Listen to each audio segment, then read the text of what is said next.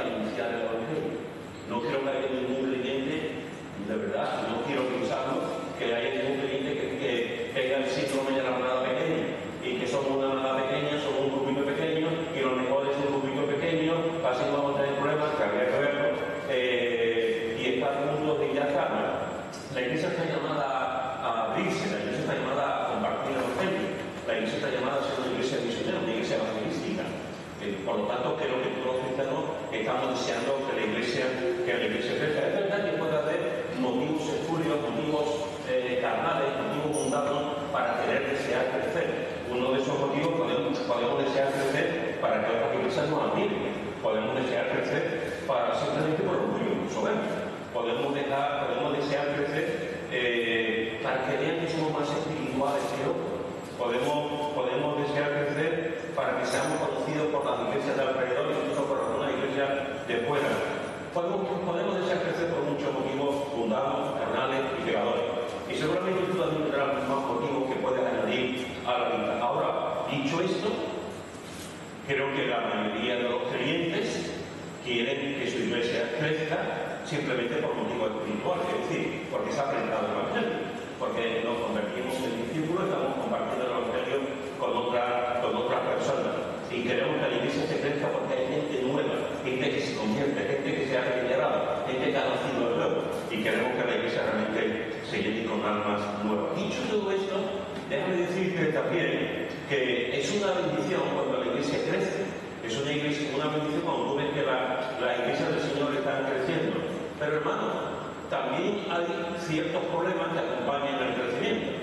También hay ciertos problemas que acompañan y no verlo, no ser consciente de eso, pues es poniendo una venda en los ojos. Porque normalmente cuando la iglesia crece, también viene otro tipo de problemas. Es una bendición que la iglesia crezca, por un lado, pero también vienen una serie de problemas y dificultades por otro. Por ejemplo, tú conoces la Biblia y tú conoces que hay un momento que la iglesia en Jerusalén está creciendo. La iglesia acaba de empezar, la iglesia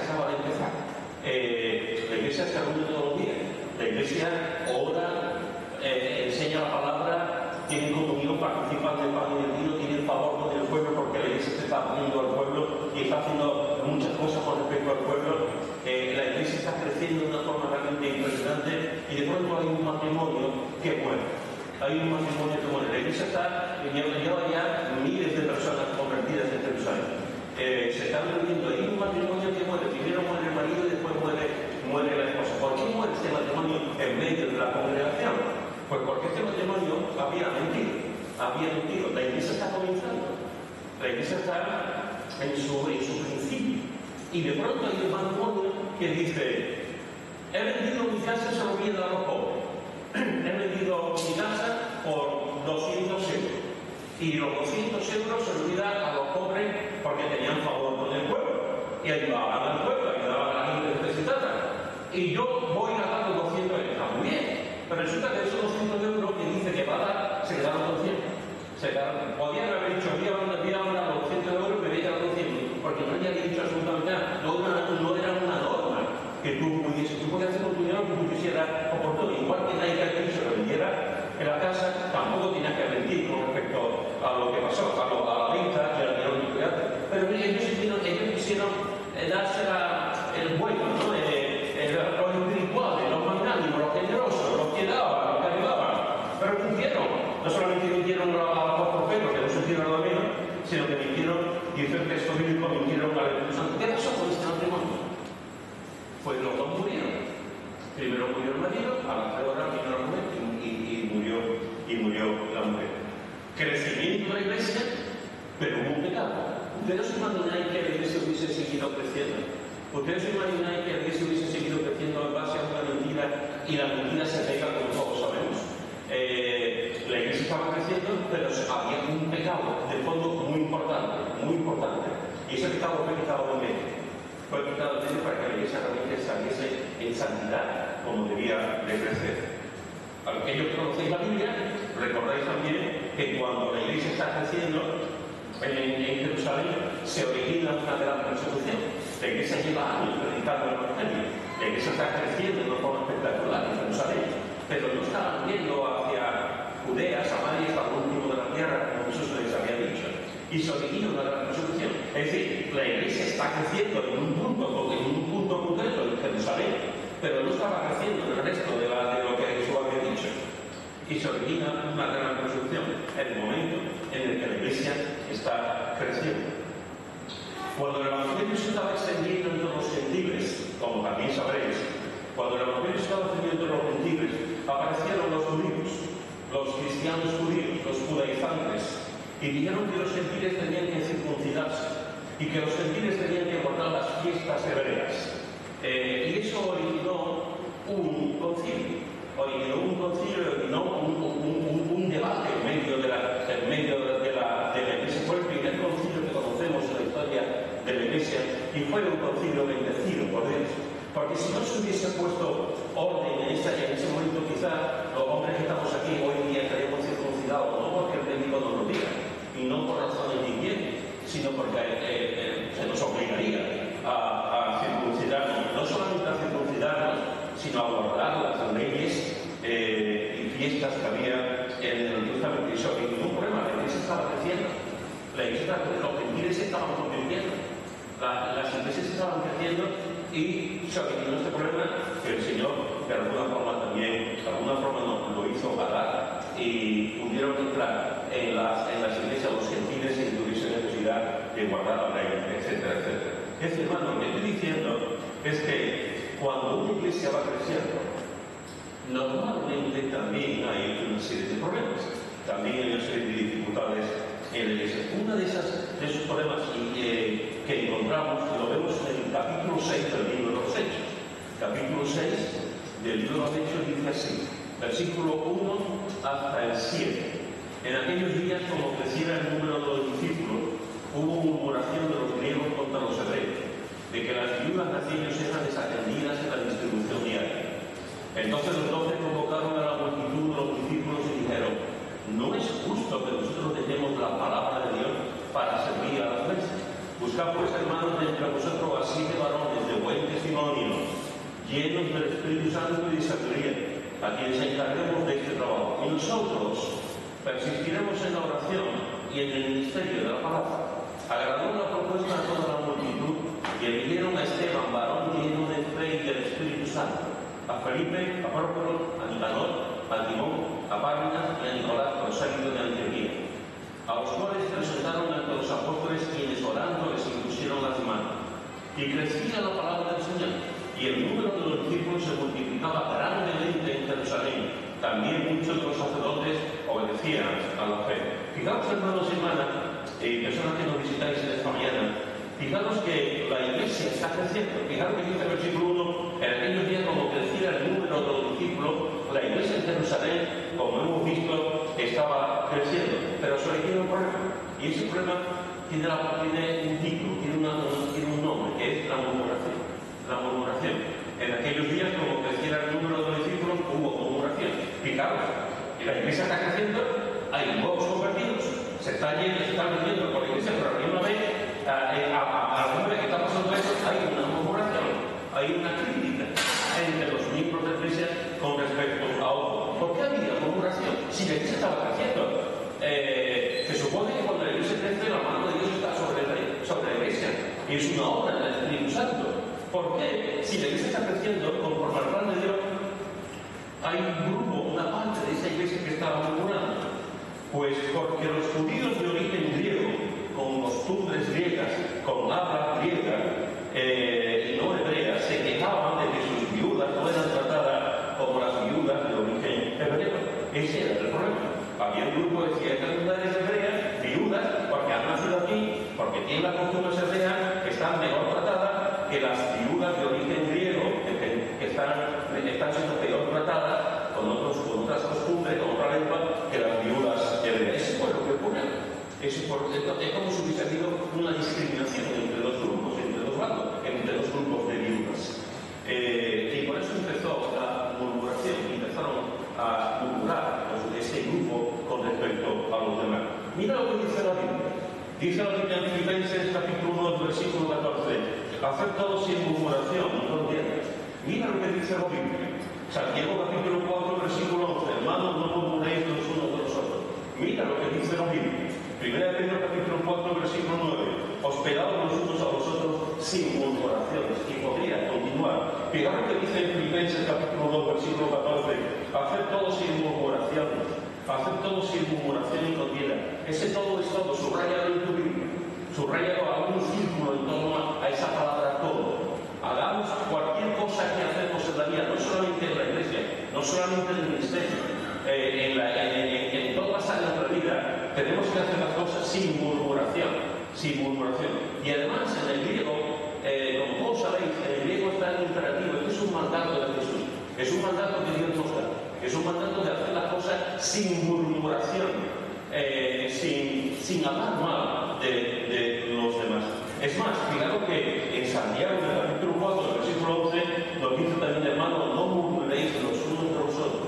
Hay un ejercicio en las iglesias evangélicas de manera general, aquí no, en nuestra iglesia no, aquí no somos así, pero hay un ejercicio que se hace de forma realmente chabacana, mala, que da mucha tristeza, que es la murmuración. Este es un defecto que tenemos en muchos sentidos, no solamente como iglesia, sino como familia, como matrimonio, que no podemos hablar mal de otras personas delante de nuestros hijos, no podemos hablar mal de otras personas delante de nuestros que es un creyente, y ponemos a la iglesia a parir, cuando lo que tenemos que hablar son cosas buenas de la iglesia para que la persona que le estamos predicando el evangelio conozca a Cristo.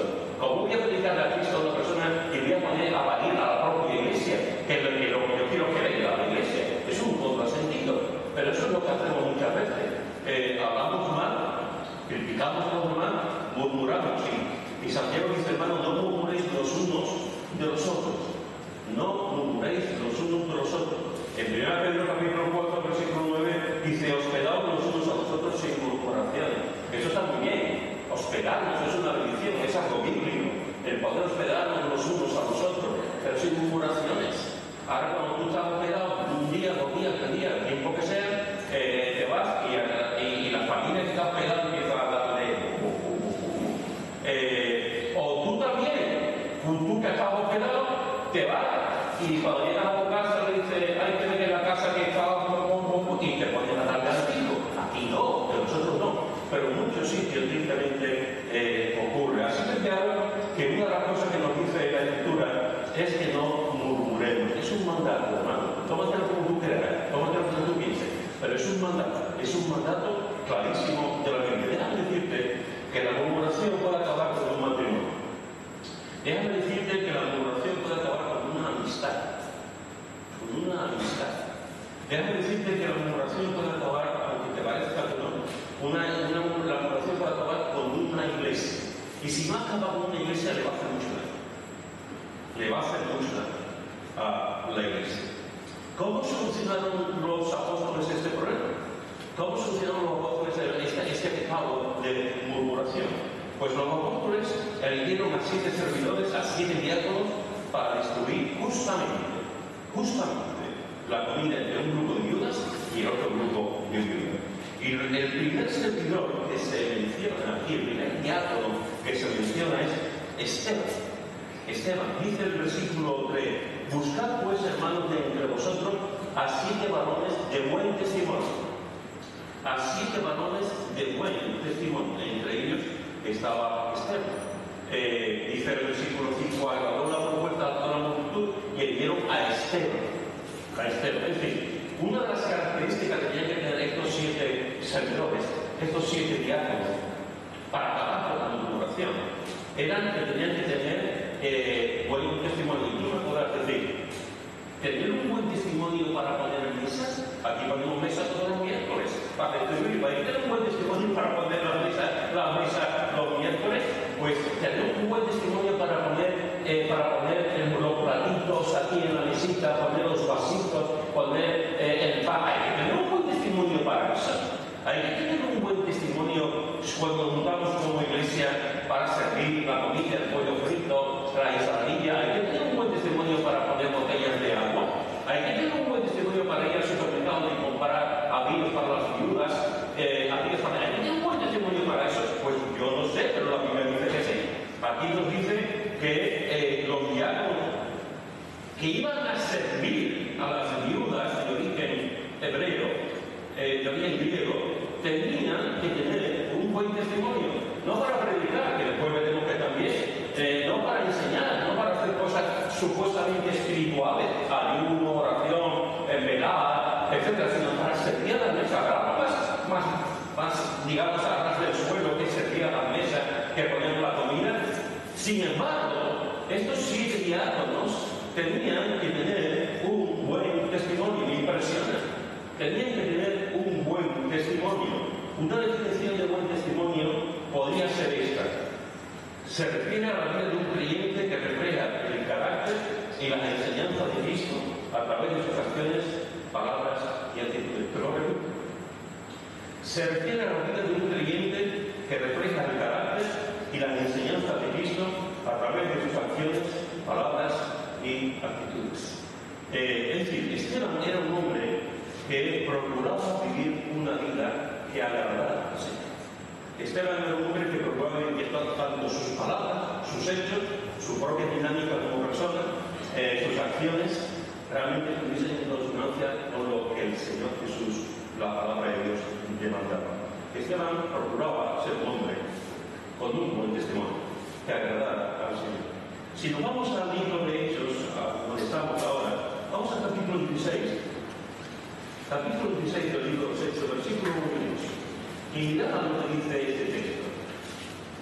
Dice: después llegó a Derbe Pablo, llegó a Derbe y a Listra. Y aquí había allí cierto discípulo llamado Timoteo, hijo de una mujer judía creyente, pero de padre griego. Y daban buen testimonio de él los hermanos que estaban en Listra y en Iconio. Esta es la primera vez que aparece Timoteo. Entra en escena Timoteo, que va a ser la primera vez de muchas apariciones que después vemos. Un hombre joven, un hombre que tenía su madre era creyente, como la propia Biblia lo dice, su abuela también era creyente, de su padre no conocemos absolutamente nada, simplemente que era de origen griego. Parece ser que no era cristiano, que no era creyente. Y fijaros que nos dice que Timoteo dice que daban buen testimonio de los hermanos que estaban en Listra y en Iconio. Es decir, en dos ciudades, en dos iglesias, en dos lugares, en dos comunidades cristianas, estaban dando un buen, fíjate el calificativo que emplea, igual que el calificativo que vemos en Esteban, de buen testimonio, de buen testimonio. Es decir, no sabemos exactamente la edad que tenía Timoteo. Más o menos algunos dicen que entre 15 y 20 años, la edad que podía tener Timoteo. Pero la edad después sabemos que era joven. Y de un muchacho joven, las dos comunidades cristianas, las dos iglesias, las dos ciudades, daban testimonio de él. Es interesante porque las dos ciudades, tanto la de Listra como en Iconio, estaban a más de 90 kilómetros de distancia. Concretamente estaban a los 27 kilómetros de distancia, las dos ciudades. Los 27 kilómetros. Y tú dices, ¿cómo podían tener, y no estamos hablando hoy día con unos 27 kilómetros, coge un coche y en una hora atrás está en el sitio? Pero en aquella época no había coche. ¿Cómo podían tener estas dos comunidades, estas dos iglesias, pues en Timoteo? ¿Qué hace Timoteo? Que se iba a un sitio y a poco tiempo viajaba a otro. No lo sabemos, no sabemos lo que hacía. Algunos comentaristas dicen que posiblemente vivía una parte de su vida en una ciudad y el resto de su vida vivía en otra parte, en otra ciudad, y por eso tenía buen testimonio entre que su infancia lo podía haber vivido en una y su adolescencia y juventud la podía haber vivido en otra. El caso es que las dos iglesias, los dos grupos de creyentes tenían un buen testimonio de Timoteo. Las dos. No me extraña que después Pablo dijera a Timoteo: ¿quieres venir conmigo a las misiones? No me extraña que Pablo se fijara en este muchacho, en este hombre, que las dos iglesias, no sabemos el número que había de clientes, pero sabemos que las dos iglesias daban un buen testimonio de Timoteo. No me extraña que le dijera: vente conmigo a cambiar el mundo, vente conmigo a trabajar para el Señor, vente conmigo a hacer la gran comisión. Y Timoteo se fue con él. Si vamos a tercera de Juan, pequeñito el texto, pero hermosísimo. Tercera de Juan, vamos a leer otro buen testimonio. Tercera de Juan, versículos 5 y 6. Tercera de Juan, versículos 5 y 6, dice así: Amado, fielmente te conduces cuando prestas algún servicio a los hermanos, especialmente a los desconocidos, los cuales han dado ante la Iglesia testimonio de tu amor, y harás bien en encaminarlos como es digno de su servicio a Dios, para que continúe su viaje. Es interesantísimo, el apóstol Juan está dando la gracia por este hombre, está dando la gracia por Gallo. Sabemos muy poco de Gallo, sabemos que era un colaborador también, sabemos que era un hombre que amaba al Señor, sabemos que era un hombre que ayudaba a los misioneros. En aquella época los evangelistas itinerantes eran muy comunes. Iban de un sitio para otro los evangelistas, los misioneros, predicando el Evangelio. Y muchas veces quedaban en casas de creyentes para darles hospitalidad, darles comida, descanso, etc. ¿no? Y fijaos que Juan está elogiando a Gallo y le está diciendo: las cuales han dado ante la Iglesia testimonio de tu amor. A mí me impresiona esto. ¿No? Están dando, toda la gente que ha pasado por ti, toda la gente que ha pasado por tu casa, están dando testimonio de tu amor. Si a Timoteo están dando testimonio y del buen servicio, de lo bien que hacía, de un joven que estaba comprometido con el Evangelio, aquí están dando testimonio, igual exactamente igual con otra palabra, de tu amor. De tu amor. ¿Cómo se puede ser creyente con un buen testimonio si no se ama? ¿Cómo podemos decir que somos cristianos si no amamos? ¿Cómo podemos proclamar la bandera de Jesucristo si no estamos realmente amando también a la gente que tenemos a nuestro alrededor? Gallo tenía un buen testimonio de su amor, del amor que tenía tanto a la obra como a los evangelistas, a los misioneros que iban por aquella parte y les ofrecía hospitalidad. Ojalá que todos los que estamos aquí se nos conozca como hombres y mujeres con un buen testimonio de amor. Con un buen testimonio de amor, como se le conocía a Gallo. En el mismo libro, en el versículo 12, dice: todos dan testimonio de Demetrio, y aún la verdad misma. Y también nosotros damos testimonio, y vosotros sabéis que el testimonio es verdadero. Y aquí encontramos, en este pequeño libro, encontramos otro hombre, otro diamante que aparece aquí, que apenas sabemos nada de él. Todos dan testimonio de Demetrio. Fijaros que dice que la Iglesia daba testimonio de tu amor a Gallo, y aquí dice otra vez: todos.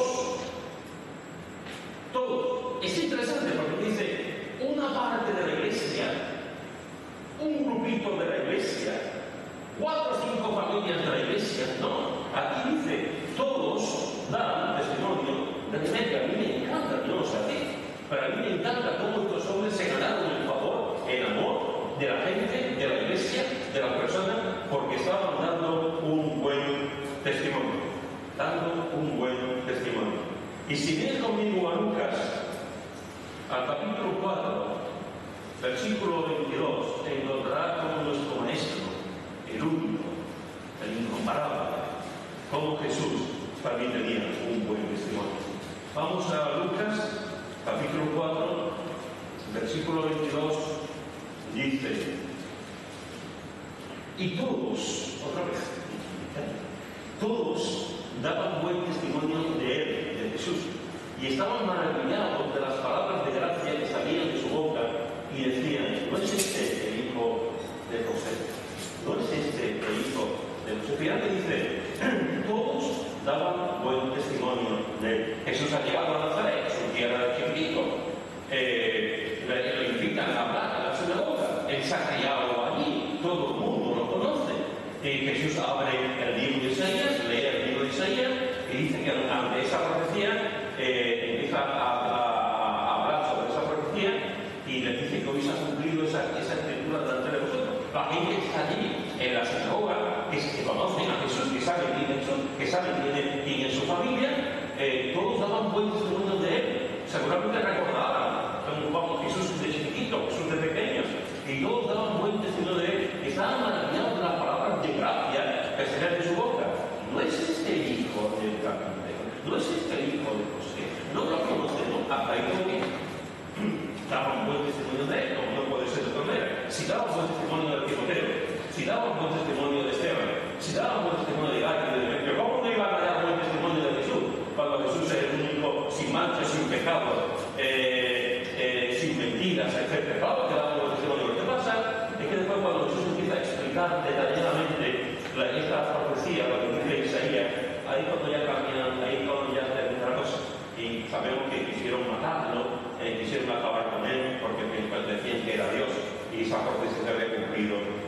medio pero tenía buen testimonio.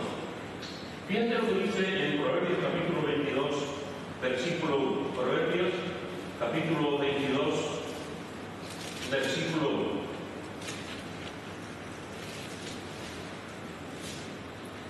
De más estima es el buen nombre que la mucha riqueza, y la buena fama más que la plata y el oro. La gente hoy en día lo que quiere son las riquezas.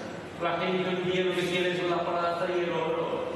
La gente lo que quiere hoy es el dinero, es tener su cuenta bancaria llena. La gente lo que quiere es tener lo máximo posible. Estamos en una sociedad acaparadora, estamos en una sociedad muy materialista, estamos en una sociedad que todo el índice que tenemos todos depende del dinero que tengamos. Así que conforme el dinero que tienes, así será la gente contigo.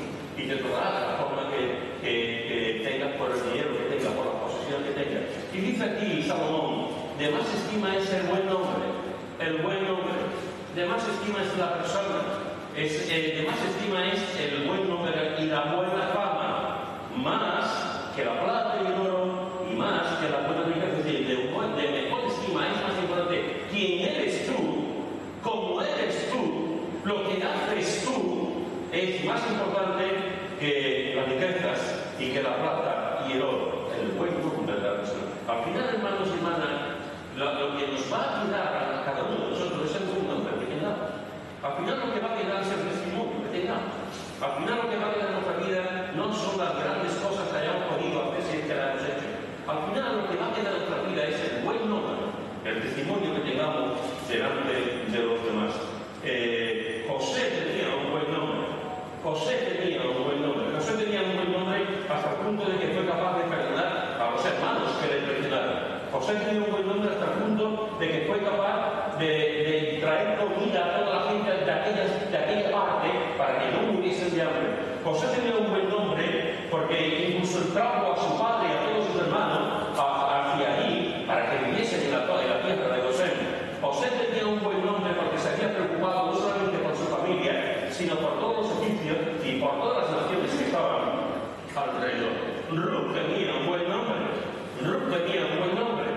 Y Noemí, cuando Noemí se queda viuda y Ruth se queda viuda, muere y dice Noemí, yo me voy a mi casa, voy a mi tierra, yo no quiero estar aquí que tengo. Y Ruth podía haber dicho, yo me quedo aquí. Noemí, yo me quedo aquí como Orfa. Orfa se quedó allí. La otra mujer se quedó allí.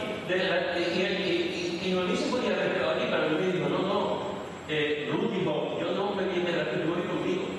Yo voy contigo a tu tierra. A una tierra que no conozco, a un Dios que no conozco muy bien, a un sitio que yo no conozco muy bien, pero voy a ir contigo. Y se fue. Orfa se quedó allí, pero Ruth se fue. Cuando Noemí tenía un buen nombre, cuando llega allí, la gente se sorprende que una gentil llegara ahí y la ven trabajar, y ve cómo se preocupa por su suegra, por Noemí. Y esta mujer tenía una relación con Dios impresionante. Y llega un momento en que va al campo y la ve un hombre. Y dice, ¿tú quién eres? Y dice, yo soy la suegra de Noemí. Y ese hombre era la familia suya, como todos sabéis. Y todos sabéis cómo terminó la historia. Se casaron. Tuvieron un hijo, y es muy importante la descendencia después de David. ¿Por qué? Porque tenía un buen nombre. José tenía un buen nombre, Ruth tenía un buen nombre. Eclesiastés capítulo 7, versículo 1. Nos dice, Eclesiastés capítulo 7, versículo 1, la primera parte dice, mejor es la buena fama que el buen ungüento. Mejor es la buena fama que el buen perfume, que el buen ungüento.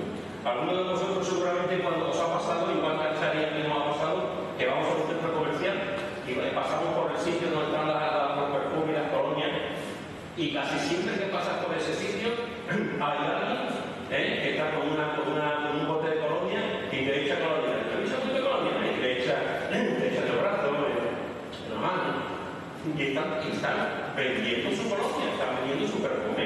Y tú te lo echas y dices, después te gusta cuánto vale, que eso te quita la colonia. Pero estás ahí, y estás viviendo, estás muriendo y te está todo muy bien. Pero fíjate que dice, mejor es la buena fama que el buen ungüento. Hay un ungüento muy bueno, hay perfumes que voy a contar, que cuesta el 100 dinarios. Pero dice la la Biblia, mejor es la buena fama que el mejor de los perfumes, que el mejor de las coronas. Mejor es la buena fama. Déjame decirte, déjame preguntarte, ¿tú tienes buena fama? ¿Tú tienes buena fama en tu comunidad? ¿Tú tienes buena fama en tu bloque de viviendas? ¿Tú tienes buena fama en tu trabajo? ¿Tú tienes buena fama en la iglesia? ¿Tú tienes buena fama por los familiares más alejados? ¿Tú tienes un buen nombre?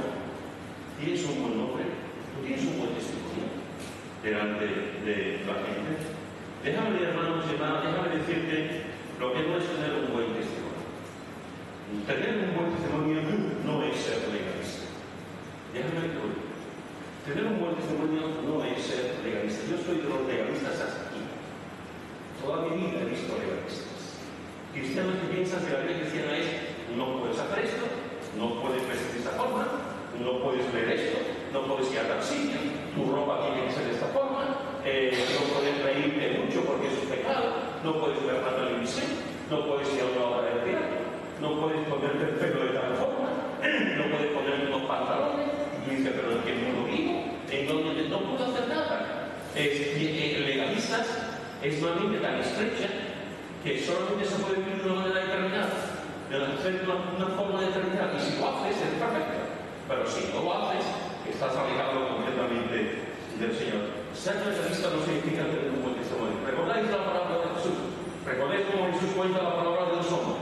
Los dos hombres van al templo y uno se pone delante de Dios, cree que se pone delante de Dios, se pone de pie. Señor, ¿qué estoy aquí? Oh, Señor, gracias porque me has hecho como soy. Gracias porque yo doy ofrenda 2 veces a la semana. Gracias porque yo diezmo, Señor. Gracias porque yo y se empieza a dar de sí por el mismo. De lo puro que era, de lo hermoso que era, de lo buen creyente que era. Y llega un momento en que dice, yo no soy como este. Mira este publicano. Mira, ahí. Yo no soy como este. Yo no soy como este publicano ahí. Eso es lo que Jesús está diciendo. El legalista, el que todo lo hacía, el que diezmaba, el hombre espiritual. Y el otro pobre hombre, el publicano, estaba ahí tirado en el suelo, dándose golpes de pecho. Dios se propicia a mí, Dios se propicia a mí, Dios se propicia a mí. No fue una oración florida, no fue una oración extravagante, no fue una oración tremenda, no bajaron rayos y truenos. Este hombre estaba diciendo, se propicia a mí, se propicia a mí, se propicia a mí. Y sabéis, porque conocéis la Biblia, lo que pasó, y sabéis que Dios levantó al publicano y al fariseo le dijo, la persona de la dona lo puso en el suelo. Porque no entendió realmente el fariseo lo que era vivir la obra de Dios. El publicano estaba buscando al Señor. A veces, hermanos, nos ponemos las medallitas de los cristianos evangélicos. A veces nos ponemos las medallitas de las cosas que hacemos. Déjame decirte que ser un cristiano con un buen testimonio no es ser legalista. No es ser legalista. Precisamente es al contrario. Precisamente es al contrario. Los cristianos con buen testimonio suelen ser gente muy libre. Porque saben lo que Dios dice. Porque saben lo que Dios pide. Porque saben realmente lo que la palabra de Dios les enseña. Y guardan el testimonio. Y actúan con buen testimonio. Y viven santamente delante de Dios. Pero una cosa es ser santo delante de Dios. Y otra cosa es buscar un montón de normas y de costumbres para agradar supuestamente a Dios. Así que tener un buen testimonio significa ser una persona legalista. Déjame decir también que tener un buen testimonio no es ser una persona que ora muy bien. Hay hermanos y hermanas, personas que tienen una capacidad para orar. Tú escuchas las oraciones, terminamos, hay un grupo de oración en una casa y gente que está orando y se llevan 10, 15, 20 minutos orando y tú dices, ¿qué forma de orar? ¿Qué forma de orar? Y yo soy pecado orando, yo le digo cosas al Señor, no sé más que decirle. Y están orando y orando y orando, unas oraciones llenas de flores, llenas de miel, unas oraciones que te llevan hasta la altura, tremenda, ¿no? ¿Cuántas veces hemos visto esto en la iglesia, hermano? ¿Cuántas veces hemos visto gente en los cultos de oración, los miércoles durante tantos años, gente que venían y oraban de una forma impresionante y después estaban viviendo el pecado? Estaban viviendo vidas que eran un desastre. Y sin embargo, oraba. Yo recuerdo una pareja que llegó y empezaba, él venían los miércoles, estaban orando, incluso hablaban en lengua, y después estaban viviendo en pecado. Y tú dices, pero ¿cómo podemos engañarnos tanto? ¿Cómo podemos tener, por qué no podemos una vida en nosotros? Estamos clamando, Señor, ponte en orden delante de Dios. Arregla tu vida delante de Dios. Haz las cosas como Dios dice en su palabra. Y sin embargo estamos orando, haciendo unas filigranas de oración de que parece un jardín de flores llenas. Y sin embargo estamos viviendo el pecado. Por eso, déjame decirte que vivir una vida con buen testimonio no significa hacer oraciones largas y espirituales, porque no lo son. Porque estamos viviendo el pecado. Vamos a darnos cuenta, por favor, que tenemos una forma de ponernos vengas en nuestras obras espirituales. Estamos viviendo el pecado. Si yo estoy viviendo el pecado, a mí lo último que se me ocurre es orar. Porque lo que yo pido delante de Dios es avergonzado. Avergonzado. Humillado. Dolido. Hecho por. Y lo que necesito es la gracia de Dios en mi vida para continuar y poner orden en lo que Dios me dice. Tener un buen testimonio no es ser legalista. Tener un buen testimonio no es orar muy bien y estamos viviendo el pecado. Tener un buen testimonio no es conocer bien la vida. Déjame decirlo también. Déjame decirlo. Hay gente que conoce muy bien la Biblia. Muy bien la Biblia. Se sabe toda la profecía. Se sabe cuántos libros hay en el Antiguo y cuántos libros hay en el Nuevo. Se sabe cuántos capítulos tiene el libro de Génesis. Se sabe cuál es el libro más pequeñito del Antiguo Testamento. Se saben las doctrinas básicas del Evangelio. Eso saben todo. Se lo saben todo. Conocen bien la Biblia, pero no viven la Biblia. No viven la Biblia. El conocimiento no es la salvación. El conocimiento es conocimiento. Y hay que conocer al Señor, evidentemente. Evidentemente. Pero conocer al Señor significa vivir. Conocer la Biblia no significa vivir la Biblia. Yo he conocido y todos vosotros habéis conocido a gente que conoce muy bien la Biblia y no vive la Biblia. Alguna vez he contado que me ocurrió hace años en la iglesia de Nueva Vida, en una tarde, que estaba predicando sobre la familia, y esa tarde nos visitó una hermana que yo no conocía, una mujer que yo no conocía, pero blanco, con 60 y pico de años, y prediqué sobre la familia cuando terminó el culto, me acerqué a ella para saber quién era y tal, ¿no? Y me dijo que era la hermana de la fe. Dice, yo soy fulanita y tal, yo soy miembro de esta iglesia me fui por la iglesia durante muchos años, sigo yendo a la iglesia, pero hoy he venido aquí. Cuando se presentó y me dice, me ha encantado la predicación, me ha gustado mucho la predicación. Muchas gracias, pero me ha puesto triste. Me ha puesto triste. Me he puesto triste porque me ha recordado mi propia vida. Y me ha recordado mi familia. Y me contó su historia. Y la historia es que había estado casada durante 30 años. 30 y su marido, entre comillas, cristiano. Durante 30 años. Y durante 30 años su marido la había dejado. Cualquier hablamos de pegar, eso es muy sencillo. También. Estoy hablando de pegar. Durante 30 años. Y ella me decía que mi marido iba conmigo todos los domingos al culto. Y mi marido es los que sonreían, los que tenían la sonrisa porcina y importante los dos, echando la mano, con todo el mundo contento y tal. Perfecto. Durante 30 años. Y yo le dije, ¿y se daba cuenta de que el pastor, los responsables, se daba cuenta de que se interesaba? Y yo le dije que no, yo quiero creer que fue así, porque si se daban cuenta, es peor todavía. Si te dan cuenta, es peor todavía. Espero que no se tenga que dar. Y durante 30 años me pegaba. No estoy hablando que le pegaba todos los días, no estoy hablando de eso, pero que le pegaba con cierta frecuencia. Durante 30 años, hasta que llegó un momento en que las hijas, tenía dos otras hijas, las hijas le dijeron, mamá, tienes que separar. Mamá, tienes que separar. Porque un día te vas a separar. cristiano, que iba a la iglesia, y todo el domingo escuchaba la predicación, y todo el domingo estaba alabando y cantando, supongo. No sé si tenía el ministerio de la unidad de la iglesia, hasta ahí no llegué, pero estaba en la iglesia. Y tú dices, esta persona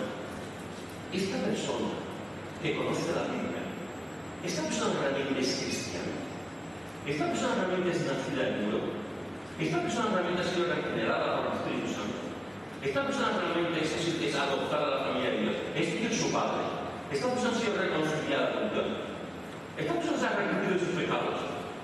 Y yo a la conclusión que llego, yo no sé la tuya, pero la conclusión que yo llego es no, no y no, 1000 veces no. Una persona no puede ser cristiana y pegarle palizas a su esposa. Una persona no puede ser cristiana y vender drogas.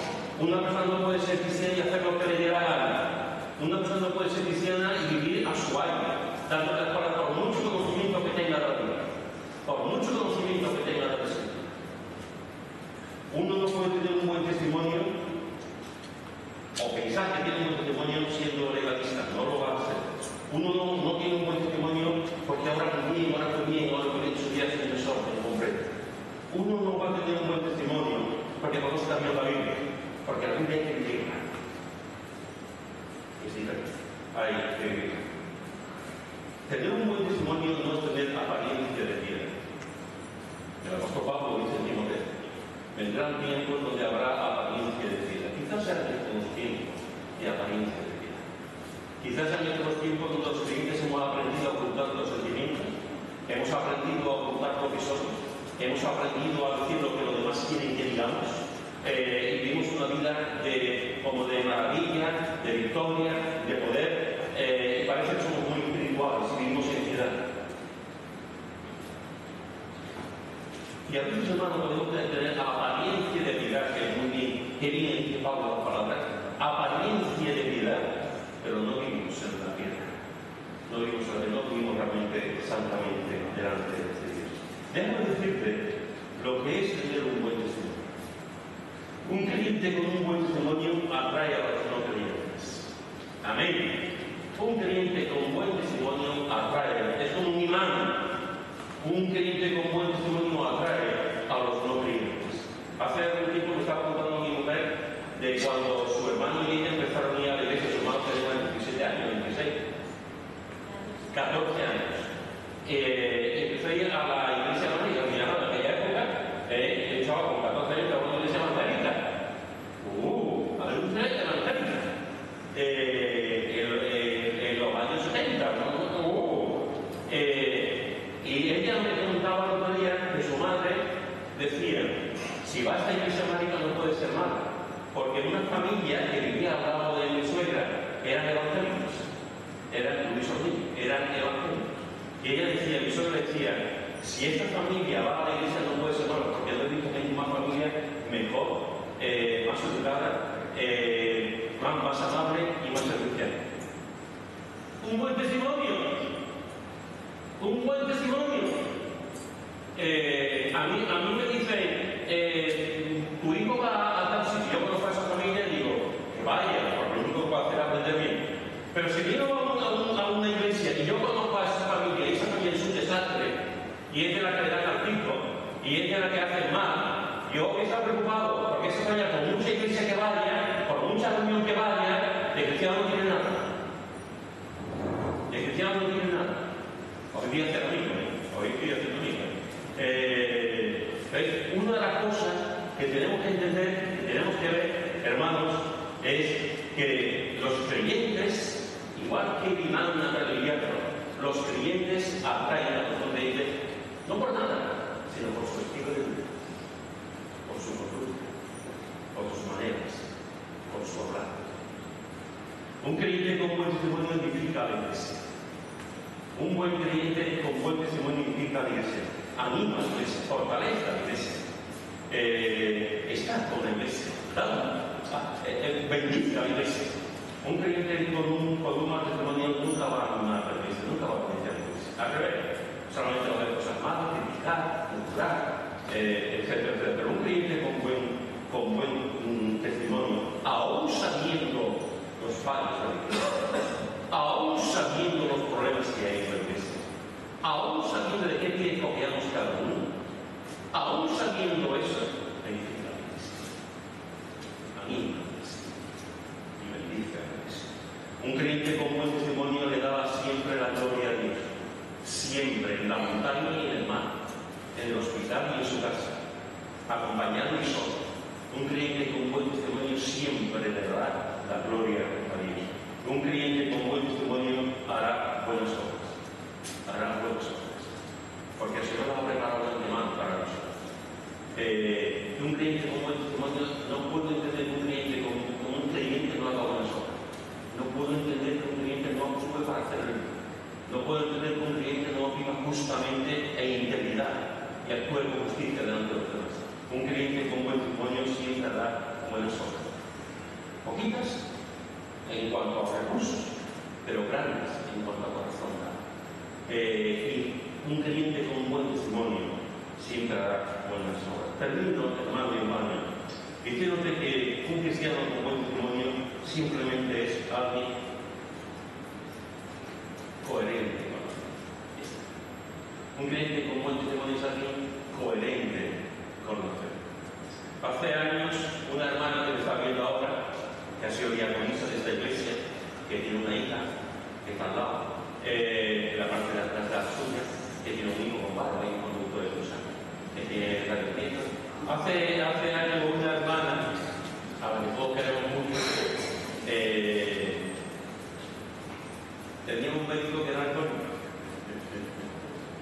Tenía un médico que le daba artritis, vamos, le daba artritis. Usted imaginaron cuando Conchi iba al médico, el médico estaba, pero imaginaron que yo voy al médico, me encuentro con el médico y me dice, ¿qué quiere usted que le haga usted? Y yo me voy corriendo, y este hombre viene a curarme y me doy trato borracho. Seguramente este hombre no estaba así, tenía su puntito. ¿Tú irías a un médico que es alcohólico? Hace años, Charlie y yo fuimos a 2 hermanos. Charlie como muchas mujeres. Eso no me voy a contar, no lo voy a contar. Bueno, estaba de dieta, estaba de dieta y fue muy dietista, hace muchos años, pues como iba llegando el verano, pues unos 4 kilitos y a tirarse el pecho. Y fue menos dietista que nos hablaba con 2 hermanos. La primera vez que entramos a ese hombre, a ese médico, ese hombre pesaba por lo menos, no sé si 180 kilos, 200 kilos, era enorme. Era enorme. Y era especialista en nutrición. Y yo, cuando Charlie y yo vimos al médico, yo le digo,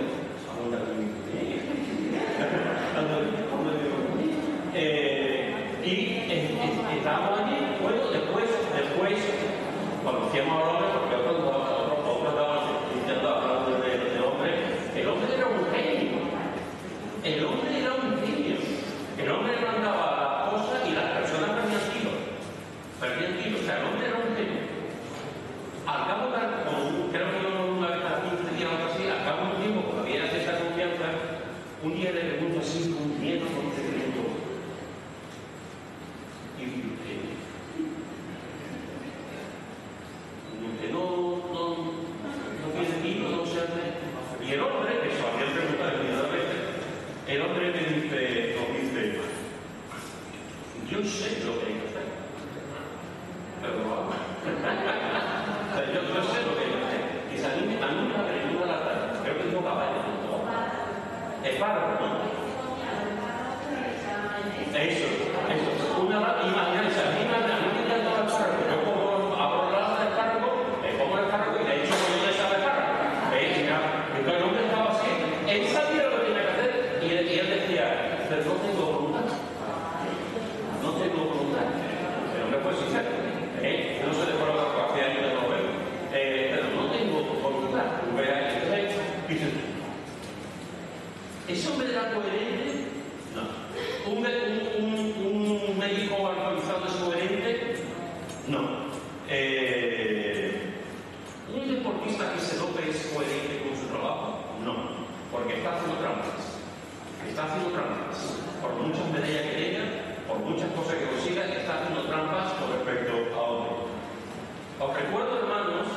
que en el Ku Klux Klan, los que perseguían a los negros en Estados Unidos, en el Ku Klux Klan había pastores, había diáconos que se ponían la capucha, el traje, y le pegaban paliza a los negros, a muchos los mataban, quemados, crucificados o ahorcados, y después iban a su iglesia a adorar al Señor, a predicar a Dios, y adoraban al Señor, y el responsable de la alabanza, y dice, pero ¿cómo puede ser posible esto? ¿Cómo podemos tener esa mente? ¿Cómo podemos estar tan equivocados?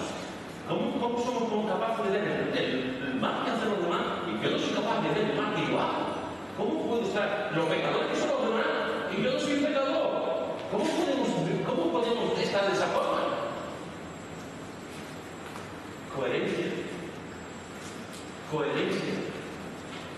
Coherencia, hermano. Tenemos un buen testimonio y lograremos tener un buen testimonio, por la gracia de Dios, cuando seamos coherentes con nuestra fe. Coherentes con nuestra fe. Y hagamos lo que se espera de un cristiano, no lo contrario. Hermanos, al igual que Esteban, tengamos un buen testimonio. Que seamos reconocidos por nuestras obras y por nuestra manera de andar. Que seamos coherentes con nuestra fe. Que agrademos al Señor con las cosas que hacemos en nuestra vida, porque estamos en